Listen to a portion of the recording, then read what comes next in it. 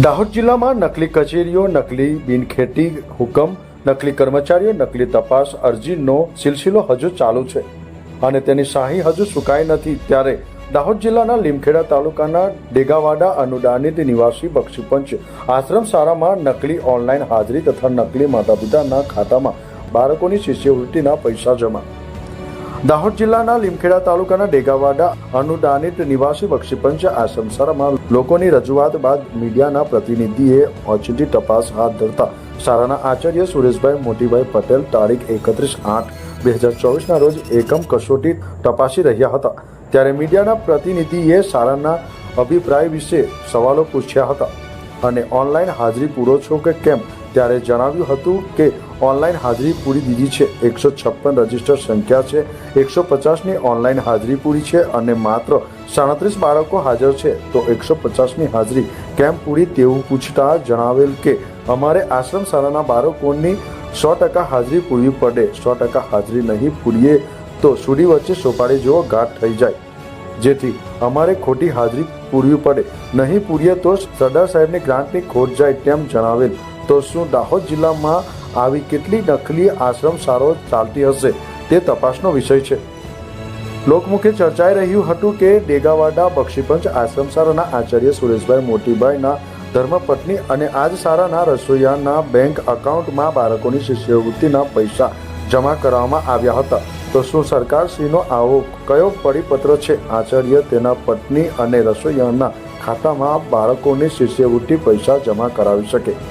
ડેગાવાડા અનુદાનિત નિવાસી બક્ષીપંચ શાળાના આચાર્ય સુરેશભાઈ મોતીભાઈ દ્વારા નકલી ઓનલાઈન હાજરીઓ અને નકલી માતા પિતાના ખાતામાં બાળકોની શિષ્યવૃત્તિના પૈસા જમા કરાવ્યા તે કેટલા અંશે યોગ્ય કહેવાય અને આ શિક્ષણ જગતને કલંકિત કરતી ઘટના છે. અને આ જ શાળામાં તારીખ 21/8/2024 રોજ મીડિયાના પ્રતિનિધિએ રૂબરૂ મુલાકાત કરી હતી.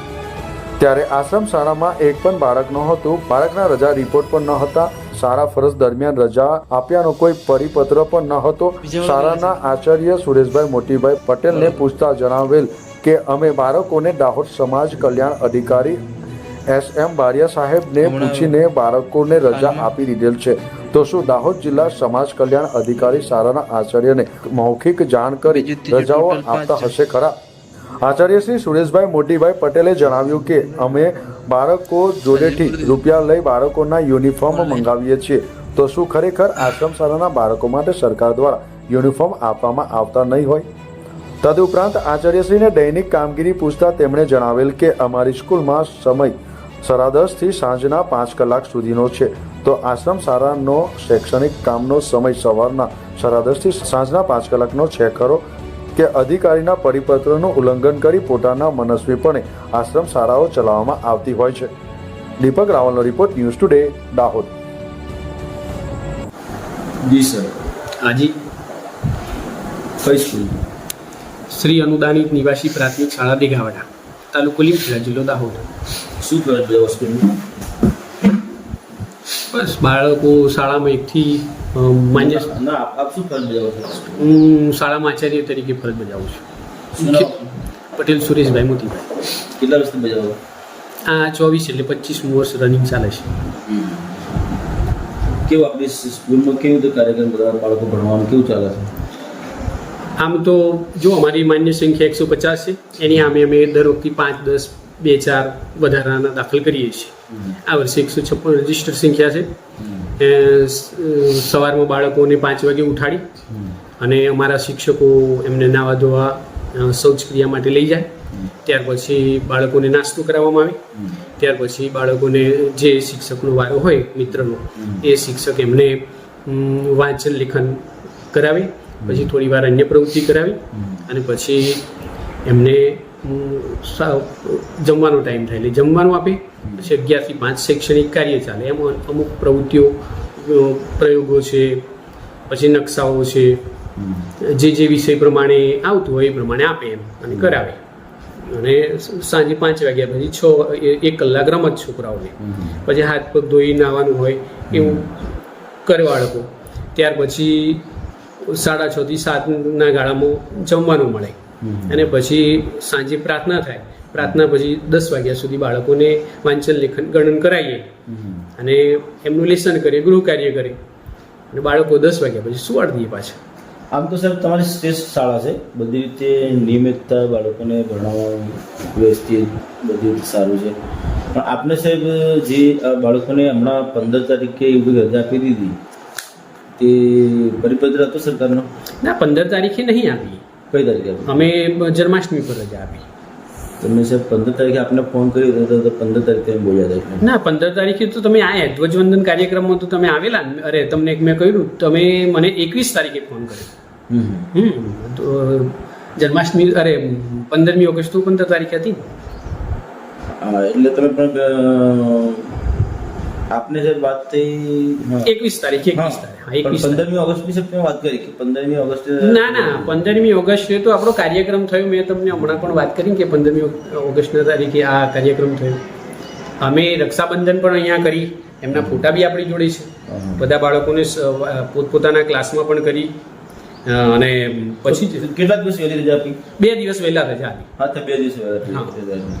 અને એ પણ કેમ આલી કે હમણાં પરિપત્ર નવો થયો ને કે બાળકોને આપણે શિષ્યવૃત્તિ, એમના રેશન કાર્ડ અને આધાર કાર્ડ મેચ થયેલા હોવા જોઈએ, એટલે કે કેવાયસી કરેલું હોવું જોઈએ.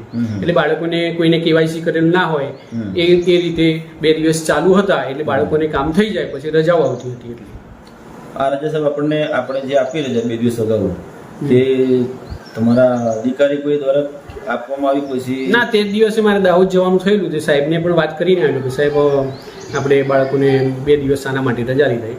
કશું વાંધો નહીં. કયા સાહેબ? બારિયા સાહેબ. બારિયા સાહેબ સમાજ કલ્યાણ, સમાજ કલ્યાણ અધિકારી. બરાબર છે. એમણે કીધું કે આપી દો? ના, આપી દો એમ નહીં. મેં કીધું સાહેબને સામેથી કે સાહેબ અમે રજા આલી. એમ તો શું કીધું? કશો વાંધો નથી, આવે આ કેવાયસી તો કરવું જ પડે ને. એમ એટલે આપી દો એમ કીધું? હા, બરાબર. ના, આપી દો. આપ્યા પછી તો ગયો તારે હું. રજા આપ્યા પછી ગયા? હા, બરાબર. કે આપી દીધી છે એમ? બરાબર છે. બીજું સાહેબ, તમે અગાઉ કોઈ પણ વર્ષમાં સાલમાં કોઈ બાળકના પૈસા તમારા મિસિસના ખાતામાં નાખી દીધા હતા? ના, એવું કંઈ હતું નહીં. જે રજીસ્ટર સંખ્યા હોય એમાં કોઈ બાળકોનું કેવાયસી ના થયેલું હોય, અથવા તો આધાર કાર્ડમાં કોઈ પ્રોબ્લેમ થયેલો હોય, અથવા તો ખાતા નંબરમાં કોઈ પ્રોબ્લેમ થયેલો હોય, અથવા તો ખાતા નંબર ના હોય ને એવા 1-2 બાળકો હતા. એમના વાલીને પૂછીને જ કર્યું, અને વાલીએ કહ્યું કે કશો વાંધો નથી સાહેબ, તમે કોઈના ખાતામાં નાખશો તો અમને મળે, તમારા પર વિશ્વાસ છે, એટલે આપણે કર્યા કરે અને આપી પણ દીધા વાલીને. પછી તમે તમારા મિસિસના ખાતામાં પૈસા નાખી દીધા? ના, 2 ખાતા, 2 મારા રસોઈયાના ખાતામાં નાખેલા. 2 રસોઈયાના ખાતામાં નાખેલા? હા. અને એક ખાતામાં વધારે પૈસા જમા ના થાય, એટલે એક ખાતું મારા મિસિસના ખાતામાં નાખેલું. અચ્છા, એક ખાતામાં નાખેલું. કેટલા જમા કરાયા હતા? એ વખતે કંઈક 600 કેવા રૂપિયા હતા. બરાબર છે. તો અને એ તો બાળકોને આપી પણ દીધા ઉપાડીને પાછા. બરાબર, ના વાંધો નહીં. તો આમાં સાહેબ તમે વાલીનું ખાતું બંધ હોય તો એમના બીજા કોઈ દાદા દાદી કે એમના કોઈનો સંપર્ક કરીને એમના ખાતામાં નહીં નાખતા? ના, એ બધો સંપર્ક કર્યો પણ ના રાગ આવ્યો એટલે જ કર્યું. મેળ ના પડ્યું એટલે જ કર્યું. ના, કે આપણે બાળકોના પૈસા શું કરવા યાર? આપણે આટલું કામ કરીએ છીએ, સેવાભાવી કામ કરીને આપણે શું કરવાની જરૂર છે? આમાં સરકારનો પરિપત્ર છે કે સ્કૂલના આચાર્ય એના મિસિસના ખાતામાં પૈસા નાખવા બાળકોના શિષ્યવૃત્તિના? ના, એવો કોઈ પરિપત્ર નહીં, અને એવું હોય પણ ના હોય. અમને પણ ખબર છે કે આપણા બાળકના પૈસા અન્ય ખાતામાં ના નાખી શકાય, પણ ગૂંચવણ ઊભી થઈ એટલે પછી કર્યું. અને પૂછીને કર્યું પાછું. જે તમે આ રસોઈયાના ખાતામાં સાહેબ તમારા જે મિસિસ છે એમના ખાતામાં તમે પૈસા નાખ્યા, એ ગેરવ્યાજબી કહેવાય કે ના કહેવાય? એ ગેરવ્યાજબી જ કહેવાય. પણ હું કહું તો ખરો કે વાલીને પૂછીને કર્યું કે ભાઈ હવે ના થતું હોય. અને ઉપરથી અમારી વખતે જે CRC હતા અને દાહોદમાંથી બી જે વર્ષે કેલ્ક્યુલેશન કરતા હોય ને એમાં છેલ્લે પ્રપોઝલ ના બનતા હોય ને એવા બાળકો જે રહી ગયા હોય, તો ગમે તેમ કરો ને એમ, કોઈ પણ હિસાબે પૂરું કરો ને એમ, તો પછી પૂરું કરવા માટે કર્યું એમ. અને આપણો કોઈ હેતુ નથી કે બાળકના પૈસા આપણે ખાઈ જવાય એમ, કારણ કે આપણે સેવા કરવા આવેલા છીએ. આપણે કોઈ ખોટું કામ કરતા નથી અને કરીએ પણ નહીં. બીજા કોઈ કર્મચારીના ખાતામાં પૈસા નાખવામાં આવેલા છે? ના, કોઈ ના મળે.